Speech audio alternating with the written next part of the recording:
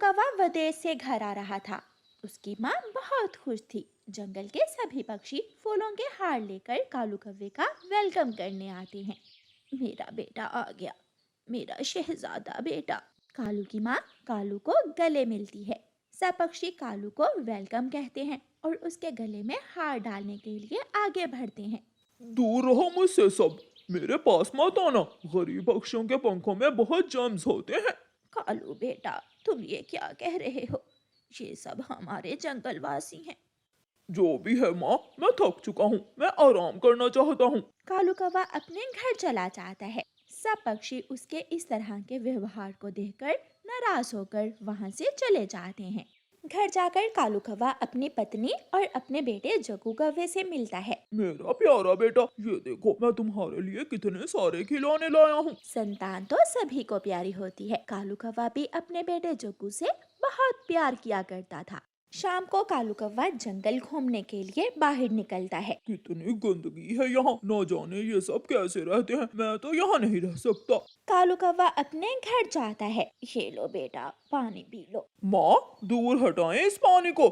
इतनी गंदी नदी का पानी मैं नहीं पीऊंगा। मैं अब यहाँ नहीं रह सकता। मैंने एक जगह देखी है, वहाँ गरीब पक्षियों के घर नहीं है, हम वहाँ घर बनाएंगे। आप यहाँ से जाने की तैयारी करें। कालू कौवा अपने लिए एक बड़ा घर बनवाता है। गाड़ी बाहर खड़ी है, आप सब गाड़ी में बैठो, हम अपने नए घर जा रहे हैं। माँ जी, कहाँ जा रही हो आप? और कालू कौवे, कैसे हो तुम? डर्टी पक्षी। बड़ा बदतमीज है आपका बेटा। पता नहीं क्या हो गया है इसको। इसकी तरफ से मैं माफी मांगती हूँ तोते तुमसे। फिर वो सब गाड़ी में बैठकर अपने नए घर चले जाते हैं। कालू कौवे के घर से थोड़ी ही दूर मानो चिड़े का घर था। एक दिन कालू कौवा घूमता घूमता मानो चिड़े के घर के पास जाता है। ये झोंपड़ी किसकी है? न जाने कैसे कैसे गरीब पक्षी रहते हैं इस जंगल में। कौन है इस घर में? बाहर आओ। मानो चिड़ा घर से बाहर आता है। जी भाई जी, क्या बात है? तुम्हारी हिम्मत कैसे हुई खुद को मुझसे मिलाने की? मैं कोई तुम्हारा भाई भाई नहीं हूँ। तुम यहाँ क्या कर रहे हो, ये बताओ मुझे। क्या मतलब जी? ये मेरा ही घर है। मैं कुछ दिन के लिए अपने काम से दूसरे जंगल गया हुआ था, आज ही आया हूँ। घर? तुम इस झोंपड़ी को घर कहते हो? कितने पैसे लोगे यहाँ से जाने के?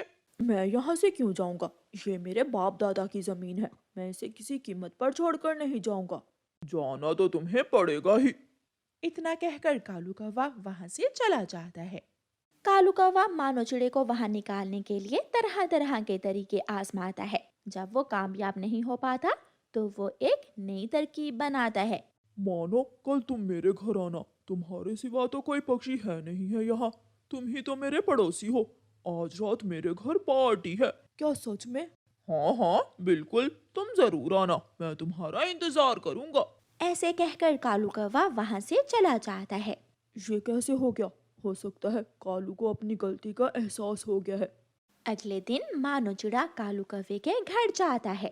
कालू के घर म्यूजिक तेज आवाज में चल रहा था। अमीर अमीर पक्षी डांस कर रहे थे। मानो वहां जाता है। आओ आओ मानो, तुम्हारा ही इंतजार था। ये लो जूस पियो। कालू कौवा जूस में नशे वाली दवा मिलाकर मानो को पिला देता है। जूस पीते ही मानो चिड़ा बेहोश हो जाता है।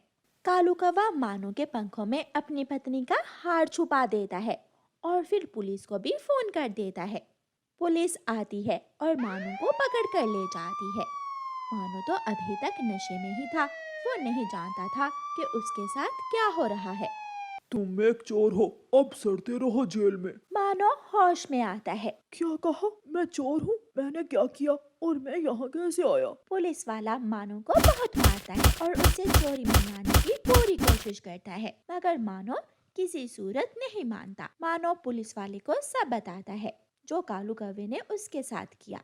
पुलिस वाले को मानो पर रहम आ जाता है और वो मानो को छोड़ देता है। ये गरीब फिर से वापस आ गया, इसका कुछ तो करना ही होगा। आज तो मैं इसका घर ही जला दूंगा। कालू कौवा कबूतर की दुकान से पेट्रोल लाकर घर पर रखता है। वो मानो की झोंपड़ी को आग लगाना चाहता था। कालू कौवा पेट्रोल घर में रखकर बाहर चला जाता है। कालू का बेटा जग्गू कौवा पेट्रोल घर में गिरा देता है। घर में पहले ही आग जल रही थी। पेट्रोल के गिरते ही पूरे घर को आग लग जाती है। आग? इतनी ज्यादा आग? कोई बचाओ, मेरे बच्चे को कोई बचाओ। हमारी मदद करो। मानो जल्दी ही आग में जल्दी जल्दी जाता है और कालू के बेटे जग्गू को निकालकर बाहर आ जाता है। मानो के पंख आग की वजह से जल चुके थे और कालू का बेटा जग्गू कौवा धुएं की वजह से बेहोश हो गया था। कालू कौवा भी आ जाता है। मेरा बेटा, हमें जल्दी डॉक्टर के पास जाना होगा। कालू कौवा मानो और अपने बेटे को लेकर डॉक्टर बुलबुल के पास जाता है। कुछ देर बाद उनको होश आ जाता है।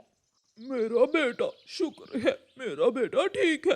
कालू बेटा, अगर आज मानू ना होता तो ना जाने हमारे साथ क्या हो जाता। कालू की आंखों में आंसू आ जाते हैं। मानो की मोहब्बत से कालू कौवे का सख्त दिल नरम पड़ जाता है। मानो यार, मुझे माफ कर दो, मैंने तुम्हारे साथ बहुत बुरा किया। अगर आज तुम ना होते तो मेरी दुनिया ही उजड़ जाती। मुझे माफ कर दो। माफी मुझसे नहीं, हर उस पक्षी से मांगो जिसे तुमने छोटा जाना। इस जंगल में सब पक्षी एक समान है। मैं सबसे माफी मांगूंगा।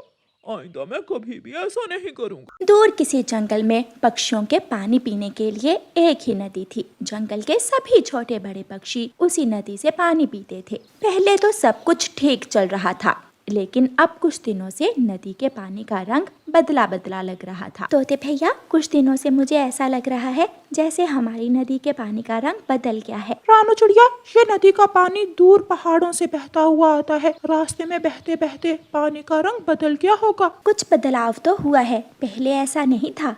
बुलबुल, बुलबुल डॉक्टर, मेरे बेटे को बचा ले, मेरे बेटे को बचा ले। मेरा एक ही बेटा है, अगर इसे कुछ हो गया तो मैं क्या करूंगी? गोरी, इसे डायरिया हो गया है। इसने जरूर जहरीला पानी पी लिया है। लेकिन हम सब एक ही नदी से पानी पीते हैं। तुम उस नदी से थोड़ा सा पानी किसी बोतल में डाल कर लाओ। मैं पानी की जांच करूंगी, फिर ही असल हकीकत का पता चल सकेगा।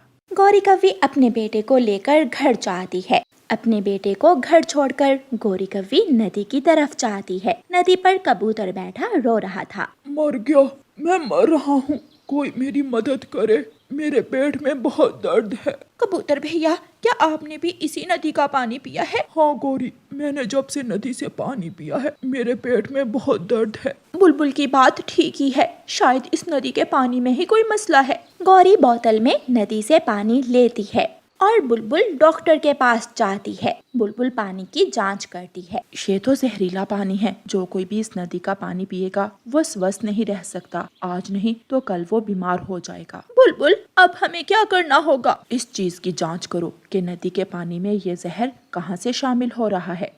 गौरी कव्वी परेशान हाल रानो चिड़िया के पास जाती है और उसे जाकर सारी बात बताती है। मेरे बेटे जग्गू को 3 दिन से पेट की दर्द है और आज मैंने देखा कबूतर भी नदी पर बैठा रो रहा था। मैंने तो तोते से पहले ही कहा था कि मुझे इस नदी के पानी का रंग बदला बदला लग रहा है। हमें कुछ करना होगा। फिर रानो चिड़िया और गौरी कव्वी जंगल में रहने वाली सियानी बूढ़ी चिड़िया के पास जाती हैं। माँ जी, आप ही हमें बताएं कि नदी के पानी का रंग में बदलाव क्यों है और सब बीमार क्यों हो रहे हैं। आज से कुछ साल पहले भी ऐसा ही हुआ था, जब एक इंसान ने अपनी फैक्ट्री का जहरीला पानी नदी के पानी में शामिल कर दिया था। शायद इस बार भी ऐसा ही हुआ होगा। गौरी, हमें नदी के साथ साथ उड़ना होगा और देखना होगा कि नदी में गंदा और जहरीला पानी कहाँ से शामिल हो रहा है। जब तक हमने नदी में शामिल होने वाला गंदा पानी ना रोका, तब तक जंगल के पक्षी बीमार होते रहेंगे। फिर गौरी कव्वी और रानो चिड़िया नदी के साथ साथ उड़ती हैं। वो सुबह से शाम तक उड़ती हैं। छोटी नदी आगे जाकर बड़ी हो जाती है और फिर उन्हें ऊपर आसमान में धुएं के बादल नजर आते हैं। गौरी, वो देखो, सामने धुएं के बादल हैं। शायद वो इंसान की लगाई हुई फैक्ट्री से धुआं निकल रहा है। हमें वहाँ जाना होगा और जाकर देखना होगा। चिड़िया और गौरी कव्वी उड़ती हुई उस फैक्ट्री तक पहुँच जाती हैं और वहाँ जाकर वो हैरान हो जाती हैं। एक बड़े पाइप से गंदा काला पानी नदी में गिर रहा था। क्या हम ये पानी पीते हैं? मेरा तो ये सब देखकर ही दिल खराब हो रहा है। इतना गंदा पानी। चिड़िया, चले हम इस फैक्ट्री के मालिक इंसान से बात करती हैं। चिड़िया और गौरी कव्वी फैक्ट्री के बड़े गेट पर जाती हैं, लेकिन वहाँ बैठा एक इंसान जो चौकीदार था वो उन्हें रोक लेता है। आगे जाना मना है, कार्ड के बिना कोई फैक्ट्री में नहीं जा सकता। इंसान जी, हमारी जिंदगियों का मसला है, नदी में फैक्ट्री का गंदा पानी गिर रहा है, उसे रोकना होगा। माफ करना पक्षियों, यहाँ फैक्ट्री के मालिक से मिलने के लिए इजाजत लेनी होती है। चिड़िया, हमें राजा जी के पास जाना चाहिए। सुना है राजा जी से अमीर गरीब छोटे बड़े सब मिल सकते हैं। हाँ गौरी, अब तो राजा जी ही नदी में गिरने वाले गंदे पानी को रोक सकते हैं। रानो चिड़िया और गौरी कव्वी राजा जी के महल तक पहुंच जाती हैं। सेंतरी वहाँ भी खड़ा था, लेकिन वो चिड़िया और गौरी कव्वी को महल में जाने की इजाजत दे देता है। चिड़िया और कौवी, क्या परेशानी है? मुझे तुम्हारी मदद करके खुशी होगी। राजा जी, एक इंसान ने अपनी फैक्ट्री का गंदा पानी हमारी नदी में मिला दिया है। राजा जी, नदी का गंदा और जहरीला पानी पीने से जंगल के सभी पक्षी बीमार हो रहे हैं। अगर फैक्ट्री से निकलने वाला गंदा पानी ना रोका तो हम जैसे हजारों पक्षियों की मौत हो सकती है। चिड़िया और कव्वी की बात सुनकर राजा जी अपने सिपाही को आदेश देते हैं। सिपाही, जल्दी जाओ और उस फैक्ट्री के गंदे पानी को नदी में शामिल होने से रोक दो। मैं नहीं देख सकता कि मेरे राज्य में पक्षियों की गंदा पानी पीने से मौत हो। फिर वो सिपाही जाता है और फैक्ट्री का गंदा पानी नदी में गिरने से बंद करवा देता है। चिड़िया और गौरी कव्वी अपनी सफलता पर बहुत खुश थीं। वो खुशी खुशी अपने जंगल वापस चली जाती हैं। ऐसे ही कुछ दिन गुजर जाते हैं और नदी का पानी एक बार फिर से साफ शफाफ हो जाता है। जंगल के सभी पक्षी स्वस्थ हो जाते हैं और नदी से ठंडा पानी पीकर खुशी के गीत गाने लगते हैं। कोयल की आवाज ने जंगल में अलग ही रौनक लगा रखी थी और गौरी कव्वी का बेटा जग्गू कौवा भी स्वस्थ हो चुका था। प्यारे दोस्तों, इस कहानी को लाइक, अपने दोस्तों के साथ शेयर और चैनल को सब्सक्राइब करना बिल्कुल मत भूलना। आपका धन्यवाद। माँ चिड़िया ने अपने बच्चों के लिए गरम गरम खिचड़ी बनाई थी। बच्चों, खिचड़ी बनकर तैयार है। मैंने हंडिया पानी में रख दी है। जब खिचड़ी ठंडी हो जाए तो खा लेना। मम्मा, आप कहाँ जा रही हैं? घर की छत टूटी हुई है, मैं जंगल से लकड़ियाँ लेने जा रही हूँ। फिर मम्मा चिड़िया अपने घर से निकलती है और जंगल में लकड़ियाँ लेने चली जाती है। कालू जी, मुझे तो भूख सता रही है, कहीं से कोई दाना ही चुरा कर ला दो। गर्मी का मौसम है, सभी पक्षी इस वक्त अपने अपने घोंसलों में होते हैं। इस वक्त चोरी करूंगा तो पकड़ा जाऊंगा और बहुत मार पड़ेगी मुझे। ठीक है, मैं खुद ही कुछ करती हूँ। भूखी गौरी कव्वी भोजन की खोज में अपने घर से निकलती है। कुकू कुकू भाई, खिचड़ी ठंडी हो गई है, चलो हम खाते हैं। ज्यादा खिचड़ी मैं लूंगा। ज्यादा मैं लूंगी, मैं बड़ी हूँ। वो देखो, गौरी आंटी जा रही हैं। कुकू खिड़की से गौरी आंटी को जाते हुए देख लेता है। मैं गौरी आंटी को बुला कर लाता हूँ, वो हमें बराबर खिचड़ी बांट देंगी। ठीक, तो फिर जल्दी से जाकर गौरी आंटी को बुला लाए। कुकू गौरी आंटी को बुलाने जाता है। गौरी आंटी रुके। गौरी रुक जाती है। क्या बात है कुकू?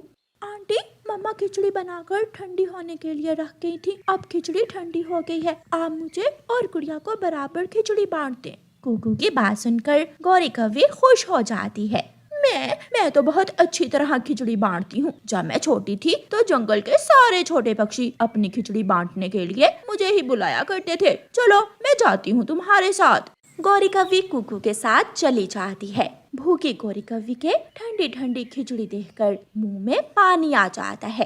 कुकू और गुड़िया, तुम दोनों की चोंच तो बहुत गंदी है। चलो जल्दी से नदी से अपनी अपनी चोंच धोकर आओ, फिर मैं तुम दोनों को खिचड़ी बांट कर दूंगी। गुड़िया बहन, चले हम जल्दी से अपनी अपनी चोंच धो आते हैं, मुझे बहुत भूख लगी हुई है। फिर दोनों बहन भाई नदी पर अपनी चोंच धोने चले जाते हैं।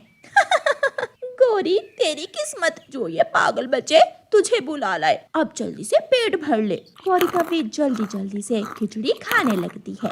गुड़िया देखो, मेरी चोंच साफ हो गई है क्या? पहले मेरी चोंच देखकर बताओ। दोनों बहन भाई नदी से चोंच धोकर वापस आ जाते हैं। गौरी कव्वी ने खिचड़ी की हंडियां खाली कर दी थी और घोंसले में सो रही थी। गौरी आंटी, खिचड़ी कहाँ गई? गौरी जल्दी से उठती है। क्या बताऊं बच्चों, तुम दोनों जैसे ही घर से बाहर के एक बड़ी सी काले रंग की बिल्ली आई और सारी खिचड़ी खा गई। मैंने उस दुष्ट बिल्ली को मना किया तो वो मुझे मारने लगी। गंदी काली बिल्ली, वो हमारी खिचड़ी खा गई। अब मैं जाती हूँ, मुझे नींद आ रही है। गौरी कव्वी अपने घर चली जाती है। कालू कालू जी, मैंने दोनों बच्चों को नदी पर भेजकर पीछे से जी भरकर खिचड़ी खाई, मजा ही आ गया। क्या था जो थोड़ी मेरे लिए भी बचा कर ले आती? खिचड़ी इतनी स्वादिष्ट थी कि मेरा दिल ही नहीं भर रहा था। मम्मा चिड़िया जब जंगल से लकड़ियाँ लेकर वापस आती है तो गुड़िया अपनी मम्मा को सारी बात बताती है। मम्मा, फिर जब हम नदी पर अपनी चोंच धोने के तो काली बिल्ली गौरी आंटी को डराकर सारी ही खिचड़ी खा गई। बच्चों, आप गौरी को क्यों लेकर आए? आपस में मिलकर खिचड़ी खा लेते। खिचड़ी काली बिल्ली ने नहीं बल्कि काली गौरी कव्वी ने ही खाई है। वो तो बहुत चालाक कव्वी है।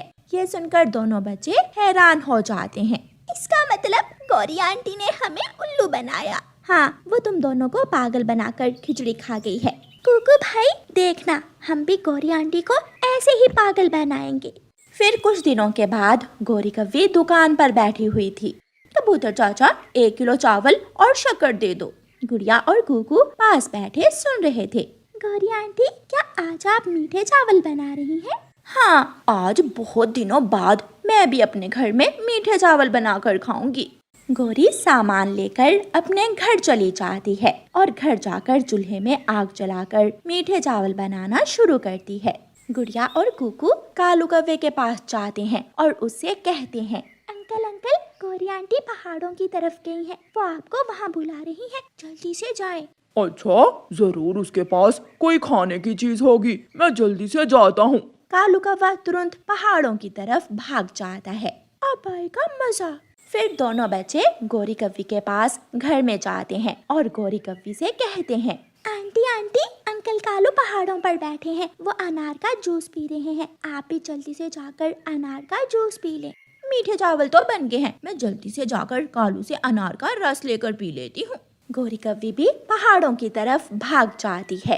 अब हम दोनों खाएंगे गौरी आंटी के मीठे चावल। फिर गुड़िया और कुकू गौरी आंटी के मीठे चावल खाने लगते हैं। कालू जी, अनार का रस कहाँ है? कौन सा अनार का रस? मुझे तो कुकू और गुड़िया ने यहाँ भेजा है कि तुम मुझे बुला रही हो। क्या? कालू भाग, मीठे चावल, मेरे मीठे चावल। गौरी कव्वी जल्दी से भागती है और घर वापस आ जाती है। कुकू और गुड़िया ने मीठे चावल खा लिए थे। बच्चों, हंडिया में मीठे चावल थे, वो कहाँ गए? आंटी आंटी, आप जैसे ही बाहर गई, एक बड़ी सी काली बिल्ली आई और मीठे चावल खा गई। ये सुनकर गौरी चुप हो जाती है। अच्छा आंटी, अब हम जाते हैं, हमें बहुत नींद आ रही है। फिर गुड़िया और कुकू वहाँ से चले जाते हैं। चिड़िया के बच्चे तो बहुत सियाने निकले। मैंने उनकी खिचड़ी खाई और वो मेरे मीठे चावल खा गए।